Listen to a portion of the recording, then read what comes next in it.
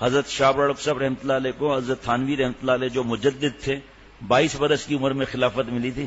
اتنے نیک تھے, اتنا نام ہی تھا محی السنہ, بس ہر وقت سنت کی فکر. یہاں آتے تھے ہندوستان سے 2 مرتبہ 3 مرتبہ, پھر اللہ کے پاس چلے گئے. دین پھیلا کر 84 برس کی عمر میں بیان کرتے کرتے ناک سے خون نکل آیا اور ایمبولینس میں لے جا رہے تھے کہ اللہ کے پاس چلے گئے. حدیث پاک میں جو جس حال میں مرے گا اس حال میں اٹھایا جائے گا. اور بڈھے زانی کے لیے کیا وعید ہیں حدیث پاک میں. ایک طرف وہ زندگی ہے, ایک طرف ہماری زندگی ہے. کتنے آپ کو واقعات سنا سکتا ہوں ایسے. ایک نوجوان تھے, وہ اسٹاک ایکسچینج کے بڑے بروکر تھے. پھر کبھی سناؤں گا کیسے اللہ نے ان کو جذب کیا, کیسے سب حرام ختم کیا, جو حرام کمایا تھا واپس کیا. اور بس کیا عرض کروں کہ ڈیفینس میں گھر تھا مین روڈ پر. پہلا بیان ان کو حضرت نے خلافت دی تو ان کے گھر میں پہلا میرا بیان ہوا تھا شرعی پردے سے. تو مجھے تو میری دوستی بھی تھی ان کی, تو کس تیزی کے ساتھ انہوں نے شرعی پردہ ٹیلی ویژن نکال دیا. میرے پاس الفاظ بھی نہیں ہیں. ایکسپورٹ پروسیسنگ زون میں وہ آئل کی فیکٹری لگا رہے تھے. پھر جہاں میں ہوتا تھا ایکسپورٹ پروسیسنگ زون میں فوڈ فیکٹری میں, وہاں آتے تھے, وہاں مل کے کھانا کھاتے تھے. آخر وہ بھی تو نوجوان تھا نا. اللہ کے عید کی رات کو انتقال ہوا. علماء آئے تھے بڑے ان کے جنازے میں, کہا کہ ہم کیا تعزیت کریں, یہ تو عیدی لینے اللہ کے پاس چلا گیا, اللہ کو پسند آ گیا. بھائی جان کا انتقال دبئی میں, عصر میں 4تھی رکعت میں اٹھ رہے تھے, انتقال ہو گیا.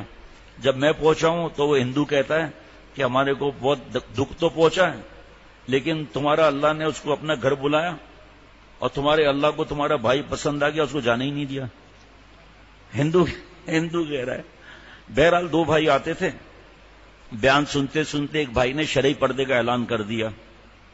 جب کچھ دنوں کے بعد بھائی گھر ملنے آیا دوسرا, تو اس کو انہوں نے بیٹھک میں بٹھایا جس کو ہم ڈرائنگ روم کہتے ہیں, شرعی پردے کے ساتھ. ویسے فرض کریں 1-2 ڈشیں ہوں, اور وہاں انہوں نے 2-3 ڈشوں کا انتظام کیا, آئس کریم, میٹھا. اور وہ انہوں نے کھانا کھاتے تھے, پوچھتے تھے بھابھی کہاں ہیں. تو بھائی صبر کرو. کھانا کھا چکنے کے بعد, چائے پینے کے بعد کہا بھابھی کہاں ہیں.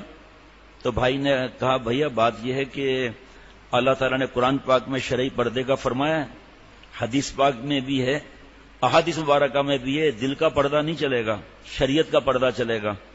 اور آپ میری اہلیہ کے لیے موت ہے, تو کیونکہ آپ بھی بیان سنتے ہو, اور میں نے شرعی پردہ کر لیا ہے. کسی نے شیخ العرب والعجم عارف باللہ حضرت مولانا شاہ حکیم محمد اختر صاحب رحمۃ اللہ علیہ نے فرمایا کہ ایسا کیوں ہے. تو حضرت نے فرمایا کہ ماڈرن سے ماڈرن فیملی میں کوئی بغیر آواز دیے گھر آ سکتا ہے؟ نہیں. ہماری خاتون کے پاس بیڈ روم میں بیٹھ سکتا ہے, کچن میں جا سکتا ہے, اس کے ساتھ کھڑا ہو سکتا ہے. دیور کا کیا مسئلہ ہے, بھابھی تو میری ماں ہے, ماں بولنے سے ماں ہو جائے گی کیا؟ اس کو ہر موقع اس کے پاس موجود ہے, تنہائی تک موجود ہے. حالانکہ شیطان کہتا ہے اگر کوئی نیکی میں جنید بغدادی بن جائے اور کوئی نیکی میں رابعہ بصریہ بن جائے, دونوں کو اکیلے میں لاؤ, منہ کالا کرا دوں گا. اور یہاں ڈرائیور کے ساتھ ہماری جوان بہو بیٹیاں بھاگی جا رہی ہیں. کمرہ ہے, جہاں چاہے ٹرن کرے, جہاں چاہے جائے, کوئی پرواہ نہیں. بہرحال وہ بھائی کو غصہ آ گیا, دین کے معاملے میں غصہ آ گیا. کہا تو میرے لیے مر گیا, میں تیرے لیے مر گیا, تم کو مجھ پر شک ہے. بھائی شک کی بات کیا ہے بھائی, یہ دیکھو سورہ نور کی آیتیں دیکھو بھائی, یہ آیتیں دیکھو. کب صحیح ہے سب, پردہ دل کا ہوتا ہے. ناراض ہو گیا, گھر سے چلا گیا. اب کیونکہ ایک شیخ سے خاندان جو جڑتا ہے نا, اس کے فائدے زیادہ ہوتے ہیں. اس بھائی نے جا کر حضرت شاہ ابرار صاحب سے شکایت کر دی کہ دین کے معاملے میں اس طرح مجھ سے اس نے کیا ہے. حضرت شاہ ابرار صاحب رحمۃ اللہ نے بلا لیا, ان کو بٹھایا, فرمایا بھائی کے گھر گئے تھے؟ کہا جی حضرت گیا تھا. بھائی نے بٹھایا یا نہیں؟ کہا جی بھائی نے بٹھایا. کھانا بھی کھلایا؟ کہاں کھانا بھی کھلایا. بڑھیا کھلایا یا ایسے ہی کھلایا؟ بڑھیا کھلایا. تو آپ کو ناراضگی کس بات کی ہے؟ ایسے منہ سے نکلا بھابھی سے نہیں ملایا. فرمایا اب تک وہ گناہ کی زندگی دونوں گزار رہے تھے, گناہ کبیرہ وہ بھی. تو اب اللہ نے ان کو توبہ کی توفیق دی.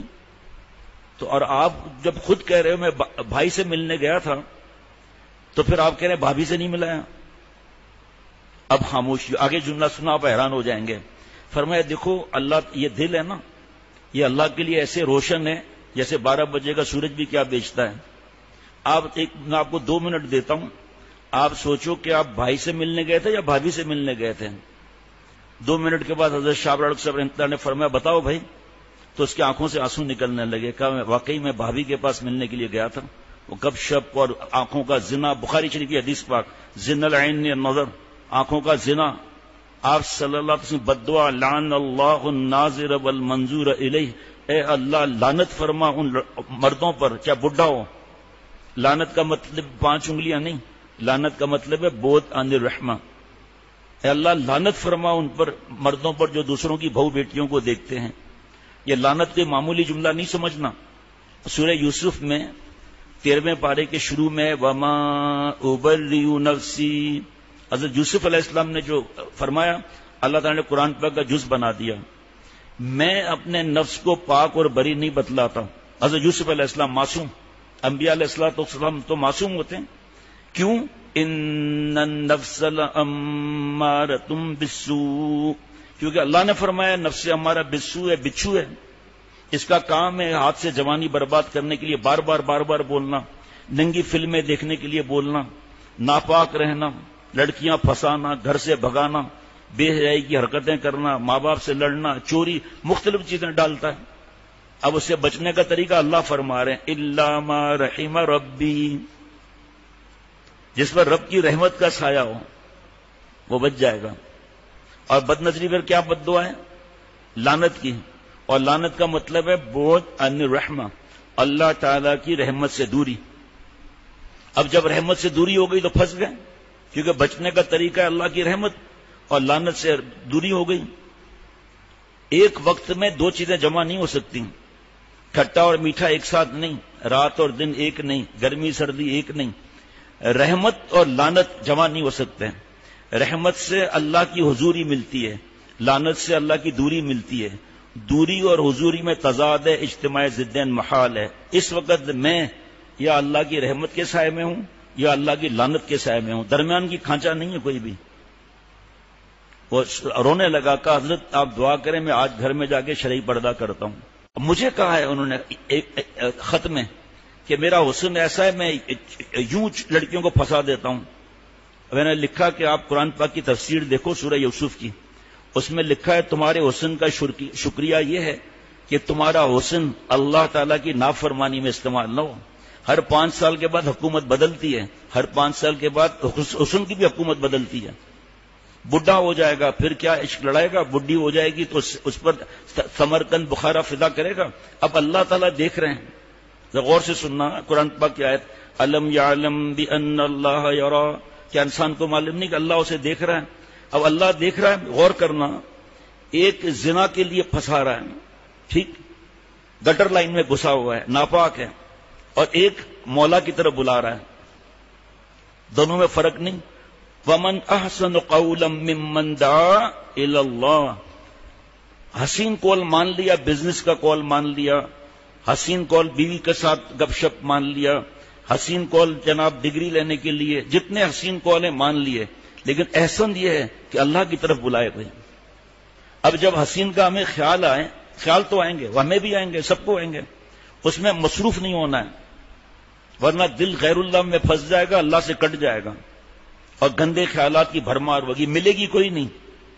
زنا کا وہ انشاءاللہ جمعے کا ارادہ ہے کہ زنا کا گناہ قرآن پاک میں اس کا عذاب کیا ہے، احادیث مبارکہ میں اس کا عذاب کیا ہے زنا کا. اللہ تعالیٰ نہیں چاہتے کہ میں دوزخ میں جلوں، تو اللہ تعالیٰ نے اس کا پہلی سیڑھی جو ہے، اللہ تعالیٰ نے پہلی سیڑھی فرما دیا قل للمؤمنین یغضوا من ابصارہم ویحفظوا فروجہم. پہلی سیڑھی کہ آپ نبی صلی اللہ علیہ وسلم ایمان والوں سے فرما دیں کہ اپنی بعض نظریں نیچی رکھیں، بابی، سالی، ممانی، چچی، خالازاد، مامازاد، تایازاد، پھوپھیزاد، اور اپنی شرمگاہ کی حفاظت کریں. دیکھیے آپ، اللہ نے فرما دیا تلک حدود اللہ فلا تقربوها، جو اللہ نے باؤنڈریز بنا دی نا، اس کے نزدیک بھی جانے کو اللہ منع فرما. ہم تو باؤنڈریز توڑ رہے ہیں. جب نامحرم کو دیکھنا اتنا بڑا گناہ ہے تو ٹچ ہونے کا کیا معاملہ ہوگا، پھر جسم کے معاملات کیا ہوں گے، پھر آگے آخری سٹیج